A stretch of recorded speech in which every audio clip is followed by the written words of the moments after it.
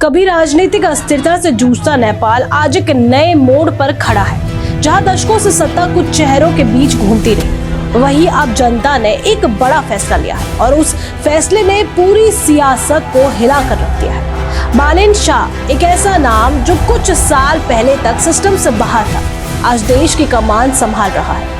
युवा चेहरा, भारी जनादेश और उम्मीदों का पहाड़। लेकिन कहानी इतनी आसान नहीं है। क्या ये बदलाव सच में नई शुरुआत है या फिर सत्ता के खेल का नया अध्याय? जहां एक तरफ पुरानी राजनीति को चुनौती मिली, वहीं दूसरी तरफ जाति, क्षेत्र और धर्म के नए समीकरण भी उभर रहे हैं। नेपाल के इस पूरे घटना चक्र को सिलसिलेवार तरीके से समझने का प्रयास करते हैं। बालेन शाह ने अभिजीत मुहूर्त में वैदिक मंत्रोच्चार और बौद्ध शांति पाठ के बीच नेपाल के एक नए प्रधानमंत्री के रूप में शपथ ली।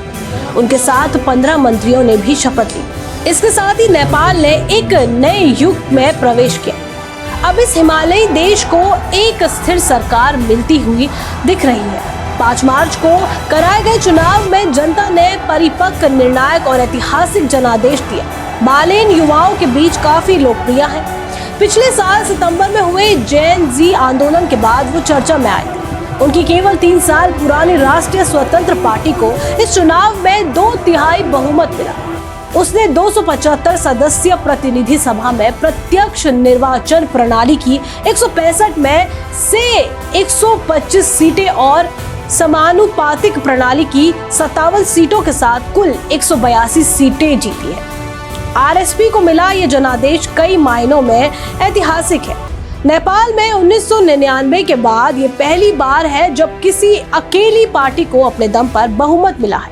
ऐसा बहुमत जो राजशाही के अंत के बाद 2008 में हुए पहली संविधान सभा के चुनाव में पुष्प कमल दाहाल प्रचंड को भी नहीं मिला था।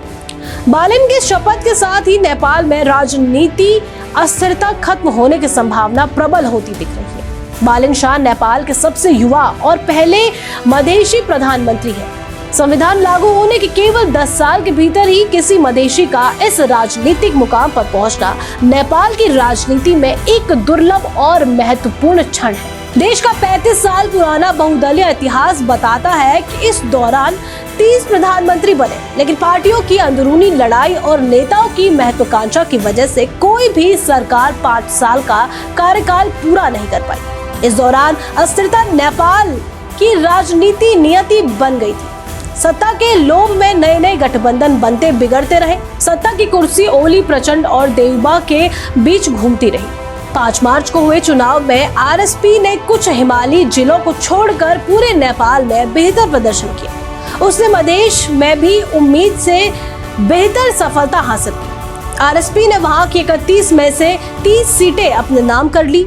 यह हाल तब है जब मधेश में आरएसपी को संघवाद विरोधी माना जा रहा था। इस चुनाव से पहले के लोगों ने एक तरह से ओली प्रचंड और देवबा के बंधन से काफी हद तक आजादी हासिल कर ली। पुरानी पार्टियां ऐतिहासिक रूप से सबसे निचले स्तर पर पहुंच गई। नेपाल की वृद्ध तंत्रशाही को युवाओं से गंभीर चुनौती मिल रही है। युवाओं का प्रतिनिधित्व भी उल्लेखनीय रूप से बढ़ा है। बड़ी संख्या में युवा प्रतिनिधि चुने गए और कुल निर्वाचित सदस्यों में से 33% से अधिक सदस्य 40 साल से कम आयु के हैं। कुछ विश्लेषक इसे नेपाल में लोकतंत्र की दूसरी लहर की संज्ञा दे रहे हैं, लेकिन आंकड़े इस दावे पर सवाल भी खड़े कर रहे हैं। इस बार के चुनावी नतीजों में ऊंची जाति के सदस्यों की संख्या में पिछली बार की तुलना में बढ़ी है। जेनजी आंदोलन की भावना ये थी कि इससे नेपाल की राजनीति का लोकतांत्रिकरण होगा, लेकिन सत्ता प्रभुत्वशाली खस आर्य समूह में और ज्यादा केंद्रित होती नजर आ रही है। इसके विपरीत दलित, जनजाति और मधेशी जैसे वंचित वर्गों का प्रतिनिधित्व घटा है। इस चुनाव में मधेशी दलित समुदायों जैसे मुसहर, सादा, पासवान आदि को सबसे अधिक घाटा हुआ है। संवैधानिक बाध्यता के कारण 40% सीटों का बंटवारा विभिन्न समुदायों के बीच उनकी जनसंख्या के आधार पर होता है। दलित के लिए 13% 14 सीटें आरक्षित है। इसमें से कुल 82% पर अकेले विश्वकर्मा समुदाय ने कब्जा कर लिया है। बाकी बची सीटें पहाड़ी दलितों को मिली है। इस वजह से मधेशी दलितों की संख्या संसद में 0 हो गई है। चूंकि दलितों में विश्वकर्मा समुदाय अपेक्षाकृत संपन्न है, ऐसे में राजनीतिक प्रतिनिधित्व शून्य होना मधेसी दलितों की स्थिति को और बेहतर कर सकता है। इसीलिए बदलाव को नए युग का नाम देना सवाल खड़े करता है कि ये किस तरह का न्यायपन है जो पुराने जातीय वर्चस्व को और मजबूत ही बनाता नजर आ रहा है। नेपाल के नवगठित 15 सदस्यीय मंत्री परिषद में भी खस, आर्य और पहाड़ी का प्रभुत्व है। आरएसपी की जीत से काठमांडू में सत्ता और अधिक केंद्रीकृत होने की संभावना नजर आ रही है। संघीय व्यवस्था के लिए आरएसपी का नजरिया अभी तक पूरी तरह साफ नहीं हो पाया है। इस बार मधेश की राजनीति करने वाली पार्टियों की संसद में अनुपस्थिति और उनकी अनुपस्थिति में संघीय ढांचे में क्या बदलाव होंगे ये निश्चित नहीं है। इस बात की आशंका अधिक है कि इससे संघीय व्यवस्था कमजोर की जा सकती है। इसका परिणाम ये होगा कि सत्ता काठमांडू में बैठे उच्च वर्गीय समूहों के हाथों में केंद्रित हो सकती है। इस स्थिति में मधेश और जनजातीय क्षेत्र जहां संघीय व्यवस्था के प्रति समर्थन और अधिक है और जिसे वे अपने प्रशासनिक और राजनीतिक अधिकारों को पाने का एक जरिया समझते हैं, उनकी स्थिति भी नकारात्मक रूप से निचले स्तर पर जा सकती है। इसलिए इस चुनाव और उसके परिणामों का विश्लेषण एक व्यापक दृष्टिकोण से करने की जरूरत है।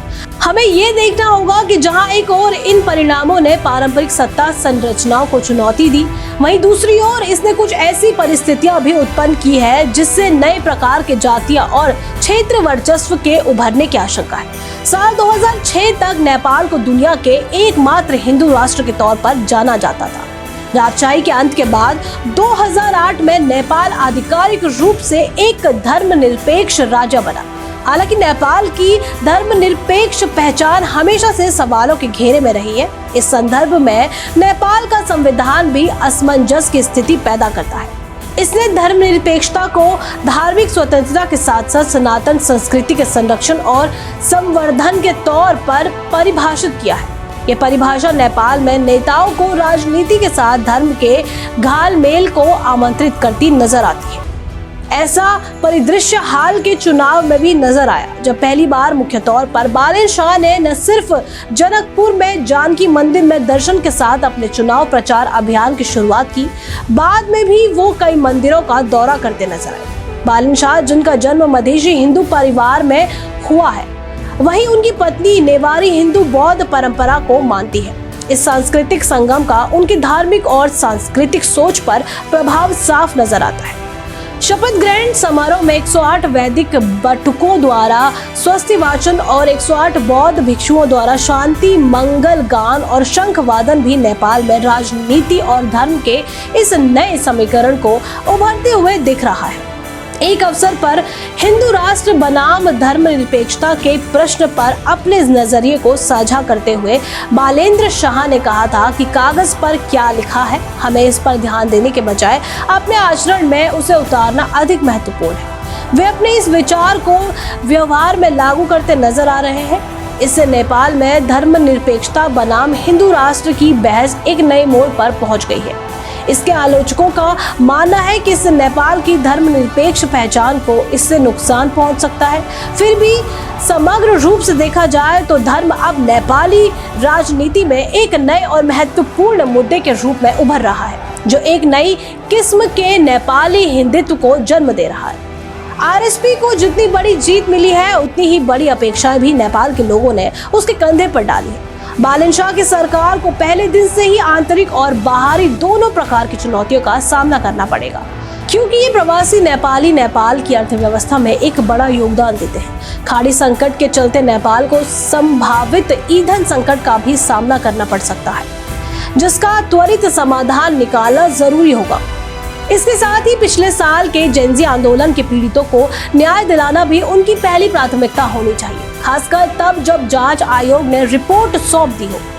इस जांच रिपोर्ट में उस समय के प्रधानमंत्री केपी शर्मा ओली समेत कई बड़े पदाधिकारियों पर मुकदमा चलाने की सिफारिश की गई है। भ्रष्टाचार, बेरोजगारी, भाई भतीजावाद, नौकरी के लिए पलायन को रोकना और सुशासन ऐसे मुद्दे जिन पर नई सरकार को काम करना होगा। बालेन शाह के सामने आंतरिक चुनौतियों के साथ साथ विदेश नीति की चुनौतियां भी कम महत्वपूर्ण नहीं है। कम्युनिस्ट दलों की चुनावी हार के बाद भले ही उनका प्रभाव कम हुआ हो, लेकिन नेपाल को भारत चीन के बीच बेहतर तालमेल बनाना होगा। इसके अलावा हाल के सालों में विकास अनुदान एनजीओ, छात्रवृत्तियों आदि के माध्यम से अमेरिका ने भी नेपाल में अपना प्रभाव बढ़ाया है। नई सरकार के कई सांसद भी इन कार्यक्रमों के लाभार्थी रहे हैं, इसलिए सरकार पर अमेरिकी प्रभाव भी नजर आ सकता है। कुल मिलाकर नेपाल की विदेश में नीति में इन तीनों शक्तियों भारत, चीन और अमेरिका के बीच संतुलन की रणनीति अपनाते हुए अपने राष्ट्र हितों और विकास लक्ष्य को हासिल करने पर ध्यान केंद्रित करना होगा। ऐसी ही और जानकारी के लिए बने रहिए एमटीवी न्यूज के साथ।